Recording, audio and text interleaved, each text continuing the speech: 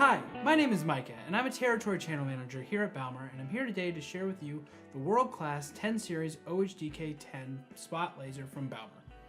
Today we're going to focus on some basic information about this sensor, some exciting differentiating features, perform a live demo, and discuss some potential applications, and then jump into some frequently asked questions.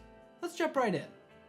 The OHDK10 has a 130mm maximum sensing distance and is rated IP67. The sensor is built to withstand environments ranging from -10 to 50 degrees Celsius. The OHDK10 also has a light-dark operate output should there be an application that requires it.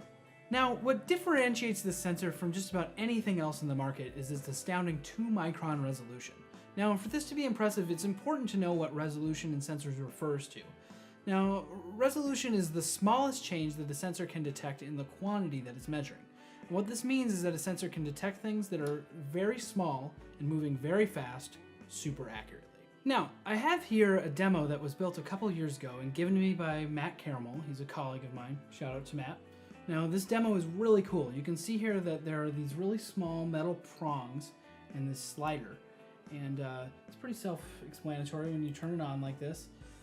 You can slide the slider, and when the prong passes in front, it's able to pick up that really fine prong, and it makes just that glorious sound there that tells you that you're getting an output.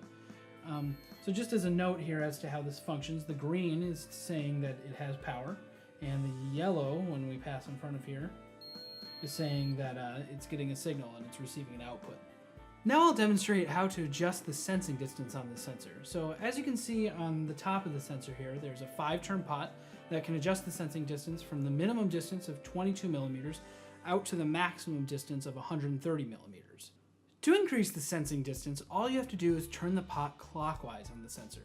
And conversely, all you have to do to decrease the sensing distance is turn the pot counterclockwise.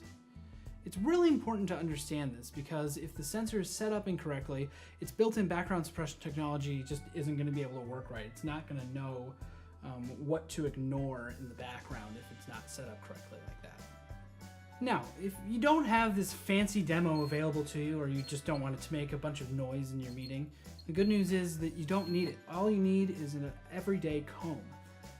As you see here, after you've adjusted the range, you can see that I have set it to ignore everything beyond this point, but everything right in here, it's going to detect.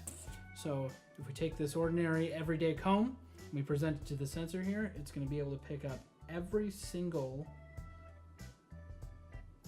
little tooth of the comb here, even if I go really fast back and forth here, and even if we take it to even the finer teeth of the comb here, it's going to be able to pick up each and every one super reliably. Even at a really high speed, it does exactly what it's supposed to do. That 2-micron resolution is really something else. Now let's talk about some applications for the OHDK10. Some applications that the sensor has been used in include detecting PC boards and parts with very small through holes, detecting very small diameter wires, threads, or even drill bits it's been used on. This sensor has also been used to detect an area where you're not quite sure of the exact position of a small part, but you just need to know that it's present. It does a really good job for that. So before we wrap up, let's answer some frequently asked questions about this sensor. Number 1, what class laser does the OHDK10 use? The OHDK10 laser uses a Class 2 laser. And what this means is that the laser on this sensor is considered safe for normal operation. Class 2 lasers' output power is below 1 milliwatt, and all Class 2 lasers emit visible light only. A Class 2 laser is relatively weak. It normally would not be able to harm the eye unless a person is deliberately stared into the beam. Laser protective eyewear is normally not necessary. A Class 2 laser is not a skin or materials burn hazard. Number 2, what is the power requirements for this sensor? This sensor is spec'd out to run between 11 and 30 volts, as is the case with many of Baumer's photo eye sensors. Number 3, can I get a sample of this sensor?